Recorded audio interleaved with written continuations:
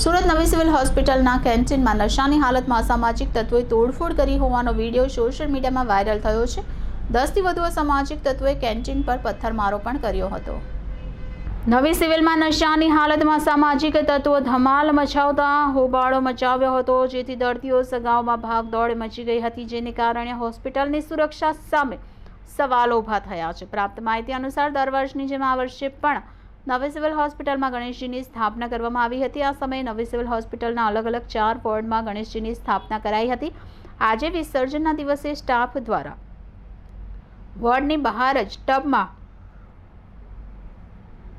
બાપાની પ્રતિમાનું વિસર્જન કરી વિદાય આપવામાં આવી। ત્યારબાદ સાંજે કેટલાક છોકરાઓ જે નવી સિવિલ હોસ્પિટલના કેમ્પસમાં પડ્યાપાત્ર રહેતા હોય તેઓ ધમાલ પર ઉતર્યા હતા અને નવી સિવિલ હોસ્પિટલના મેઇન ગેટની પાસે નાસ્તાની દુકાન ચલાવતા દુકાનદાર સાથે માથાકૂટ કરી હતી, જેમાંથી એક યુવકે દુકાનદાર સાથે ઝપાઝપી કરી હતી અને યુવક દ્વારા દુકાનમાં તોડફોડ કરવાનો પ્રયાસ કર્યો હતો, જ્યારે યુવક દારૂ પીધેલી હાલતમાં હોય તેવું લાગી રહ્યું હતું।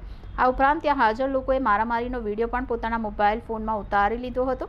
વધુમાં જાણવા મળ્યું કે યુવક કેમ્પસના અન્ય યુવક સાથે નવી સિવિલ હોસ્પિટલના પીએમ રૂમની પાસે પડ્યો પાથરો રહે છે અને સિવિલ હોસ્પિટલમાં લોકો સાથે દાદાગીરી પણ કરતો હોય છે।